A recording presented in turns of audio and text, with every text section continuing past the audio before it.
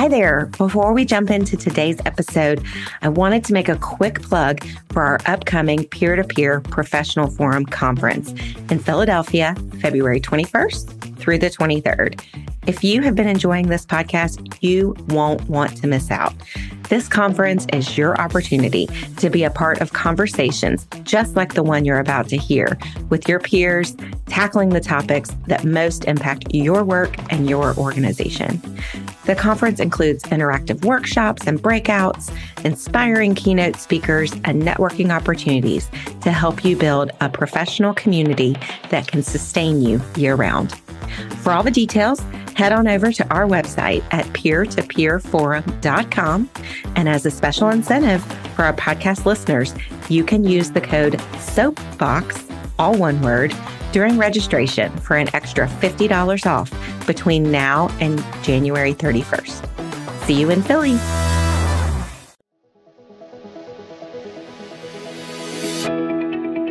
Welcome back to the P2P Soap Box. I'm your host and P2P BFF, Marcy Maxwell. Thanks for joining us today as we tackle a really important topic in our industry. Have you ever found yourself at a fundraising event and something just didn't feel right? That maybe some of the old school methods of fundraising just don't hold up in 2023? Have you ever stopped to ask yourself if your fundraising message is ethical? Does it really align with your mission and values? We have long used heartbreaking imagery and stories to highlight the urgent need for donations for our missions. But have you ever wondered if this perpetuates negative stereotypes or re-traumatizes the very people we aim to help?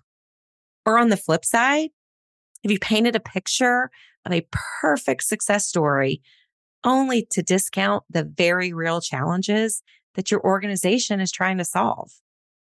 When we're chasing big financial goals, it's tempting to cater to donor preferences, but it can't come at the expense of our mission and the well-being of our community. Today, I am beyond thrilled to share my conversation with Meghan Coan, Covenant House International's AVP of Site Development, and Colleen Veldt, their AVP of Peer-to-Peer Fundraising. Meghan and Colleen are passionate advocates for ethical storytelling, which informs their work with Covenant House International's signature Sleep Out program. But before we dive into our chat, let me give you a sneak peek into their world. Covenant House International provides housing and support services to young people facing homelessness and trafficking. Since 1972, they've opened their doors to over 1.5 million youth. Their signature event, Sleep Out, offers an immersive overnight experience where participants connect with the youth at Covenant House before heading outside to sleep. In their roles, Meghan and Colleen lead the Sleep Out series and drive innovative peer-to-peer fundraising strategies. In today's episode, Meghan and Colleen will share some personal and pivotal moments that triggered some transformative change within their team and their event, and how they are reframing messaging and the overall experience to ensure that they are always in alignment with their mission of providing housing for youth facing homelessness. We'll explore how they are responding to feedback from supporters and the importance of respecting personal boundaries in storytelling. So let's jump right into this vital conversation with Meghan Coan and Colleen Veldt from Covenant House International.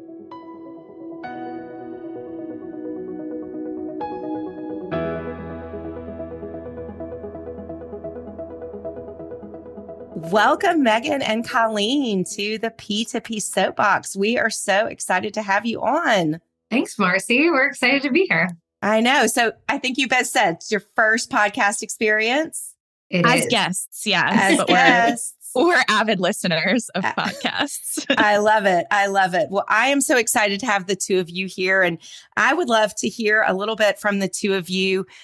We've gotten to know each other through the Peer-to-Peer Professional Forum over the past couple of years, but I'd love for you to tell our listeners a little bit about both your personal and really professional journeys that led you to join the Covenant House International team? How'd you get started with P2P?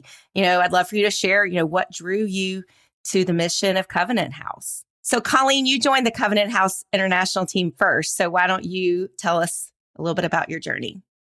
Sure, absolutely. I started at Covenant House about 10 years ago, working at our Newark crisis shelter right out of college. I was excited to have a full-time job doing just about anything, saying yes to anything, and really fell in love with the mission and the way that every single person, whether you were in the fundraising office, the janitorial staff, the kitchen staff, or a social worker, took on the mission as our own. There were 40 plus young people who lived on site at that crisis shelter where we were coming to work every day. We would get to know those young people who really were living in that. Even if I would go sit at my desk and, write fundraising emails or plan events, like I would start and end my day talking with the young people who were on these journeys from homelessness to independence and were really not that much different age in me than I was. After a couple of years, I left. I went to another organization. I realized, not everywhere is like that. That's kind of a unique thing about Covenant House, and started to look back and say, maybe there's a place for me, and found a home on the peer-to-peer team at Covenant House International, and that was a game changer. I love peer-to-peer fundraising and the democratic nature of peer-to-peer fundraising. I love the idea that I might never be able to write a $5,000 check, but with a little persistence, a little creativity, I can raise $5,000 and more. And that was really exciting for me. It's exciting to meet these people and who know that already, or some of who are discovering it, who feel so empowered in our mission. I love peer-to-peer fundraisers. I just always know, these are my favorite kind of people. And this is why we bonded, because we all love peer-to-peer. Now, so you brought Meghan into the mix. So Meghan, how did you end up on the team? Yeah. So my first job in peer-to-peer fundraising was at the Avon Walk for Breast Cancer, which I feel like is a common thing that I hear among a lot of P2P fundraisers. And from there, it is a very small world. So from there, I went to Eventage, and Covenant House was one of my clients. They're an event production firm and fundraising consultant. And Covenant House was my favorite client. And it was so different from any event that I had ever worked on because the impact was so tangible. And that's really what drew me to Covenant House, was you could see exactly what every dollar raised was doing, which a lot of P2P fundraising it's all full of really passionate fundraisers and amazing organizations, but it's not always so clear what every single dollar is being put to work for. So Colleen brought me over to the peer-to-peer fundraising team at Covenant House, and I've been there for 4 years. So let's talk about Sleep Out, because that is your big campaign. It's one of the top 30 peer-to-peer fundraising programs in the US. So can you just give us a little bit of a sense of what that event looks like? What's the scale? Absolutely. So the elevator pitch is that you are giving up your bed for one night so that young people can sleep safely at Covenant House. What that actually means, and what I try to tell people pretty quickly, because I'm terrible at elevator pitches and I love to talk, is that you're actually coming in for a full experience. Sleep Out is not necessarily an event. It really is an experience that we hope you go through. So of course you sign up, we have our fundraising commitments, but when you show up that night, you're doing a lot more than taking your sleeping bag out to a parking lot. We do several hours of programming that has changed over the 10, 11, 12-year history of Sleep Out, of how many hours we have been known to go overboard there. But that's really because we wanted our participants to dive deep into our work, our mission, get to know our young people as individuals, have a chance to connect with them and see there are so many more interesting things about them than being homeless. So we really took that very seriously, of saying we want every sleeper, every person who leaves this event to feel confident going back to their donors to say, I know what Covenant House does. I know why youth homelessness is a problem. I've met some of these young people, or alumni, which is what we call someone who has been through our program and is on the other side of it. And I can tell you their stories, and I can tell you why this matters. So that programming is very important. We usually do some sort of activities, so you're connecting with each other. It's very engaging. You can't sit back and listen. You got to participate. And it culminates in taking your sleeping bag outside to the end of the night. At the end of the night, we always sleep somewhere that is safe and legal. We try to be very clear in all of our messaging that we are not replicating the experience of homelessness. We point out frequently throughout the night that we have security, we have friends and coworkers and sometimes family around us. We have staff who are available throughout the night to chat with you. We have bathrooms available, snacks, really the works. And yet, given all of that, it's still really challenging to sleep outside on the concrete for one night. Even knowing you're going to go back to your bed the next day, you can take a shower, you can go to work, or maybe you have the day off, that it's a one-night experience. It lingers. It stays with you. It is not easy. And especially after going, hearing hours of stories and programming, you can leave feeling a little emotionally exhausted too. So we do always end that experience with a morning reflection. We gather everyone before you head out for the day to really debrief on what you expected, what you thought would be different, and how you're going to carry it into your life, whether it's that day or that week or that year. We do have a high fundraising expectation for the event. And I think that our participants take it really seriously. And with them being able to take our programming back to their donors to say, this is what I learned, this is what I was wrong about, it's just a really powerful experience. I love hearing how meaningful and intentional you are with the event experience. I think it's clearly more than just your average, Saturday morning 5K that someone might participate in for a cause. So one thing I know we've had some conversations about is how the program has evolved and how you've been evaluating and evolving the programs to always make sure that the experience and the event aligns with the mission of your organization and does not conflict, ethically with what you are trying to accomplish as an organization. So can you share just a little bit about how you started down that path? How did you raise these concerns to your leadership? What changes have you made as you've continued to evaluate the sleep out experience? Yes. So I think one of the side effects of having an event that is so deeply rooted in our mission is that we question it and talk about it a lot. So I think we were fortunate that Sleep Out has always been in a state of evaluation, of questioning, like, what do we want to change? How can we make this reflective of our mission? How can we better showcase our youth? That was an ongoing conversation that I felt like happened before I started working on the Sleep Out team. But for me personally, one of the stories that I always think of how I really started to question things and come into my own as a leader on that team was in 2017 or 2018 at a Sleep Out event, when we had an incident during the program where a young person was arrested. And we were inside, there's windows all around. I had made the decision to cut the budget for the pipe and drape curtains that block off the windows because the glass was frosted, and said, we don't need it. And of course, in the middle of the night, something happened. A young person was thrown up against the wall behind where the program was happening. You could see the outline through the frosted glass. You could see the sirens. It was very jarring. It was very triggering for a lot of folks in the audience. And it stopped the program in its tracks. I bet. Yeah, I still get a little nervous thinking about it.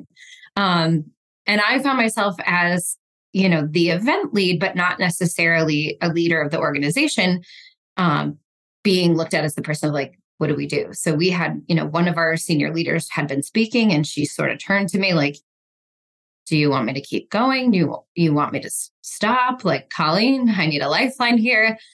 I think I had gone immediately into like, we need to let security know that this is happening and make sure that young person is okay. I saw our staff running, to that security booth and said, all right, that piece is handled. Like, I got up, that part is probably where I blacked out a little and probably said something to the effect of, this is one of the things that happens when you're at a 24/7 crisis shelter. Crises happen. Our staff's going to go see if this young person's okay, but we're gonna continue with the program, and made that decision to carry through. Now, I got home the next day and was like, holy cow, like I can't stop thinking about this moment. I was thinking about, I slept out myself that night. It was the thing that kept me up all night, thinking about that young person, who they were, what the day was ahead of them, what our staff would have been able to do, how we could have handled it better or differently. I found myself wanting to talk about it with everyone and just saying, like, how could we have handled this better? Like, this felt like a big moment that didn't go well. And, sort of getting those like lovely, reassuring things from my team of like, I think you did the best you could, move on. It's okay. Until Monday, when we got an email from a participant who had said, the experience really affected her too. And she was angry. She was hurt. She was a little traumatized by witnessing something like this and witnessing our failure to really stop and address the moment, to talk about the systemic issues that caused this moment, to check on people, make sure they were okay. And I think she rightfully pointed out that we didn't have the right leadership in the room who would have been able to say that. This participant was a young woman of color. Every speaker we had in the program that night was a white woman. She brought up, this is a very different experience for a person of color, because we know, police violence disproportionately affects folks of color. I read that difference. She was like, this colored my whole experience for the night. And it fell flat, and you looked like you didn't know what to do, and it showed. She sent that to the president of the organization, who forwarded it to my team. I won't say that I'm brave. And I read that email and probably, bawled my eyes out for a little bit, that I had failed this person, that I had failed our mission, that I had failed, the standards I set for myself, and how I hope I can react in a crisis. And again, I think our team is very supportive and said, you did the best you could do. When sometimes people are upset, you gotta, you let it go. And I said, no, I'm dying to talk about this. I know I could have done better, and I need to hear what she has to say. So I responded. I reached out. We had a 2-hour coffee together where I got to hear more about her feelings of the experience, what she thought could have been a better response, why it impacted her so deeply. I got to explain a little of, here's what was going through my head. Here's, what happened behind the scenes that maybe I didn't articulate in the best way, to make sure people knew, like, our staff are out there. They're making sure this young person's safe. They are going to make sure if they are incarcerated, we have a legal team, like really sort of explaining the full process, that we're no strangers to police interactions. The criminal justice system and the youth homelessness system are very overlapped. So we walked away, I thought, feeling smarter, feeling better, of like, okay, something came out of this and we could learn how to make this event better.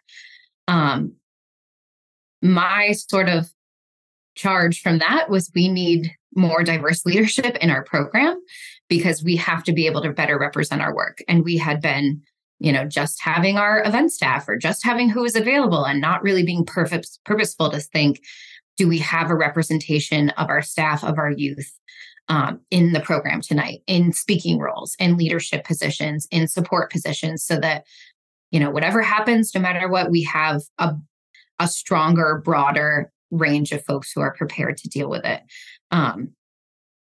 So that was something that was, I think, received very well by my team. Kevin Ryan, who was the president of Coan House at the time, pulled me aside and gave me the best compliment of my career. She said, he's never had an angry donor come back and say, thank you, I'm going to continue to support. And wow. He was like, what did you do? I was like, I just listened. I knew I was wrong. I knew I could do better. I knew I did my best in that moment, but that doesn't mean I'm not going to want to do better in the next moment. So that is a long-winded way to say that felt like the start of my path of just, it's always the right idea to, if something feels icky, if something feels uncomfortable or uncertain, that you have to raise it, that you have to say, I'm not so sure about this, and talk it through. We are lucky that we have a culture that is very accepting of that and encouraging. It's not to say every idea gets enacted immediately, but there is space to have a dialogue. There's respectful consideration of other ideas. And there's always an attitude of like, we can and should do better. Wow. That is a career defining moment, I would say, as to how you process and think, and also just a personal defining moment that you went through. And I think I love that you said you did the best that you could do in the moment. That doesn't mean you couldn't do better the next time. I think that applies to life, right?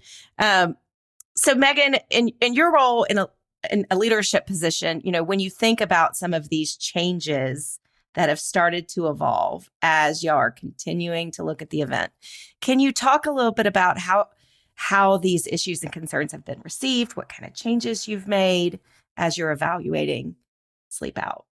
Absolutely. So like Colleen said, we have a culture of listening and learning, and that listening doesn't just apply to our donors. It also applies to the young people we serve, to our program staff. Really, everyone involved with the organization has a voice that is heard, and not every change is so dramatic. We started with the changes that we could make just on our team with the events. We no longer have young people who are current clients speak in the program. We rely on alumni, who Colleen mentioned earlier, are people who are on the other side of our program to talk about their experiences. We have expiration dates on stories that we share, which we used to use stories in perpetuity. I came in and there were stories from 5-10 years ago that we were still circulating. So we did make a lot of these small changes on our own. There were some changes that we needed to budget for, which was obviously, we had to think carefully about that. And one of the biggest changes that we did make was compensating our speakers. That went over really well with our whole team. So we were able to implement that. But that was a huge thing.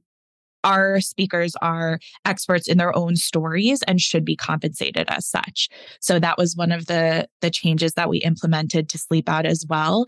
And one of the bigger things that we did that did require both a little bit of a budget and executive buy-in was implementing ethical storytelling training for our whole federation, from leadership to staff at our sites. So everyone goes through an ethical storytelling training that Colleen kind of spearheaded, which has made a big difference just in the way we not just talk about the mission, but in the way we talk about the Sleep Out event as well. I love hearing about how you are compensating your speakers.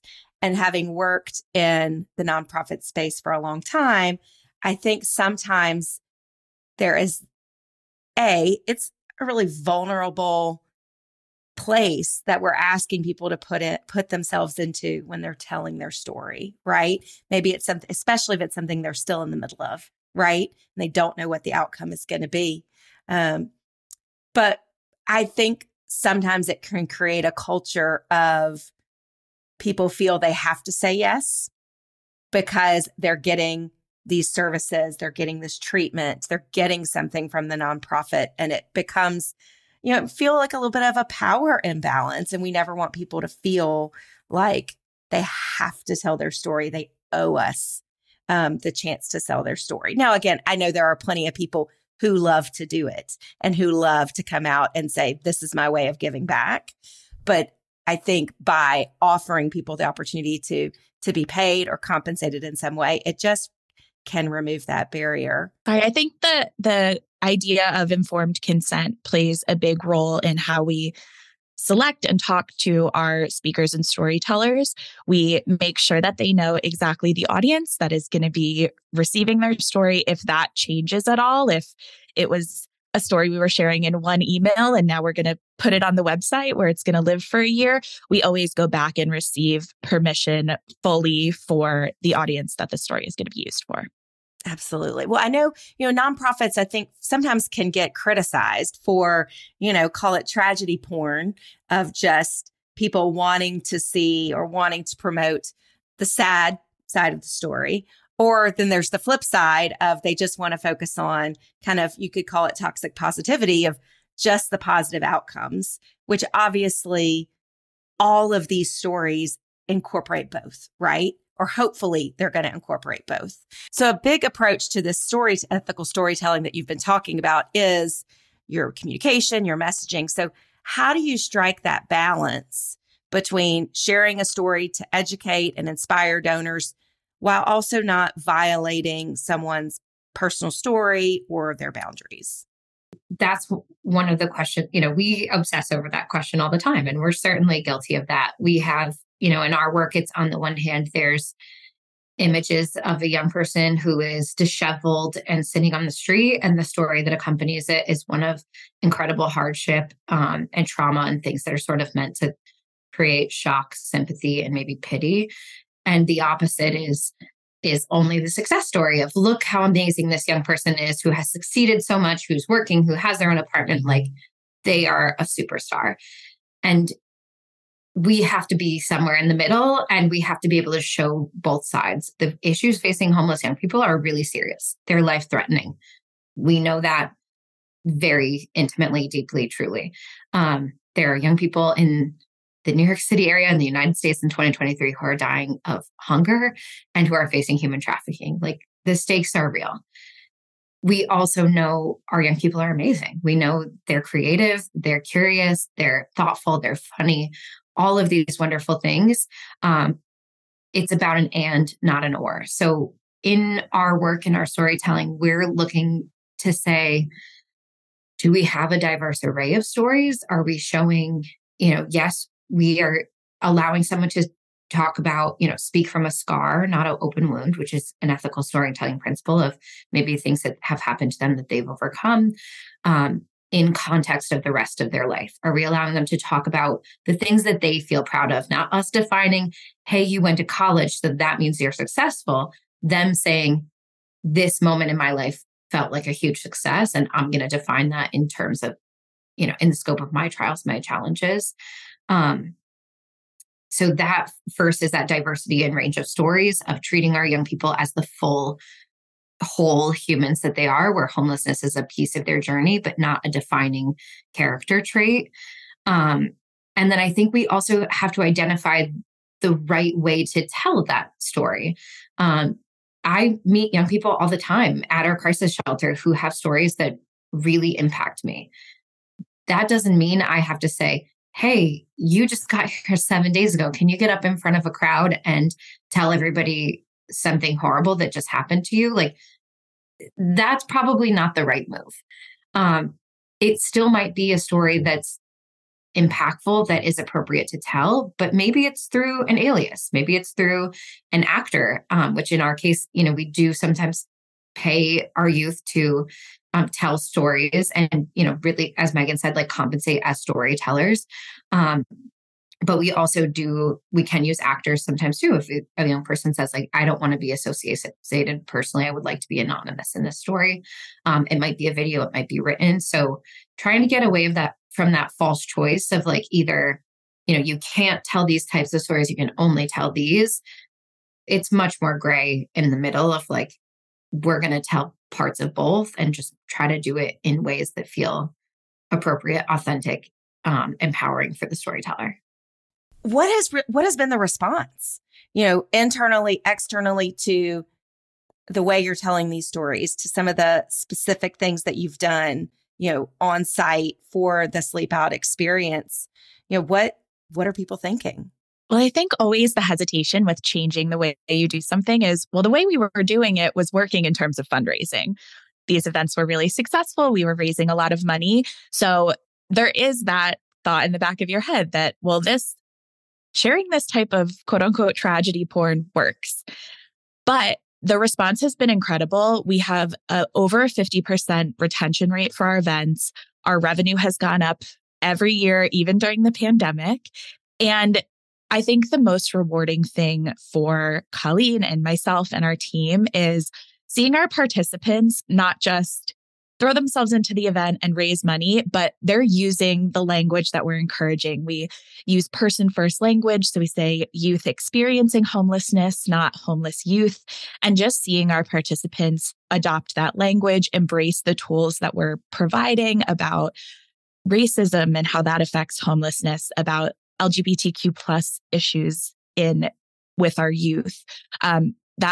We're so proud of that and we love seeing it. And I think that that's the biggest indication that the shift that we've made in our storytelling, it is still working. It is still having a huge impact on both our participants and our mission.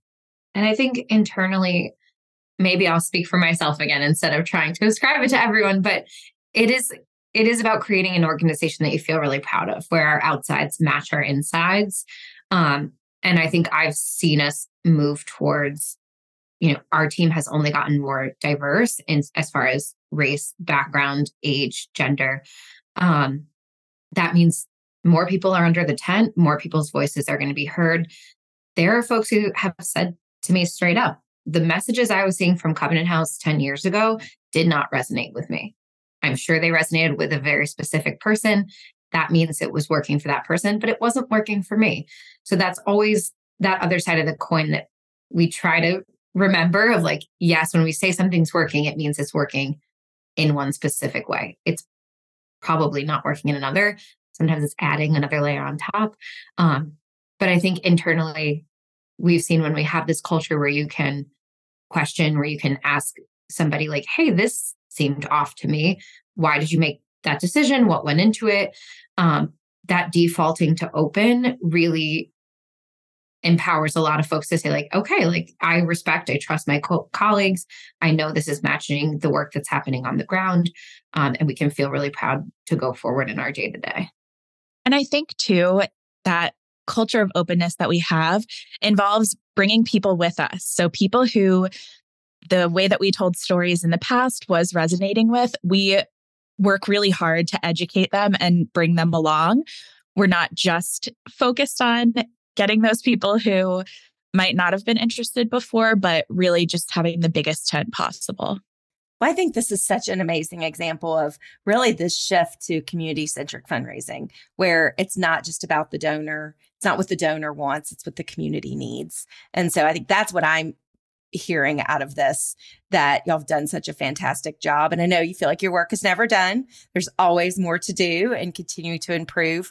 But I know, as somebody who's been around the space for a really long time, I don't always hear organizations talking like this and putting this level of intentionality into the experience and the wording and the messaging.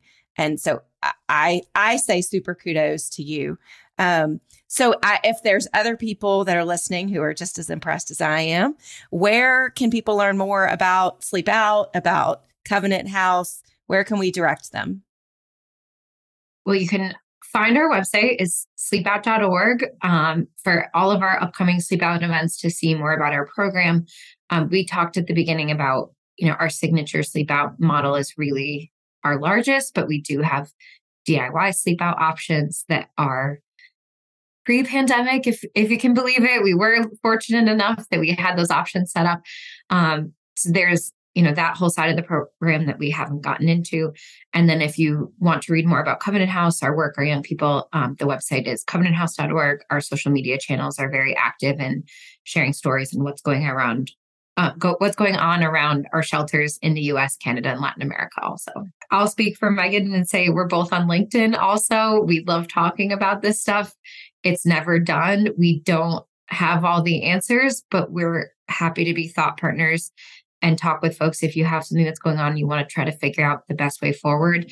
I mean, we're not done. We have questions that are still coming up in our work every day. We're in a very heated discussion about cardboard right now, which I'm happy to talk with anyone about, but these conversations are never done. And if you need an external ear, I know Megh and I are both very passionate about this and happy to connect.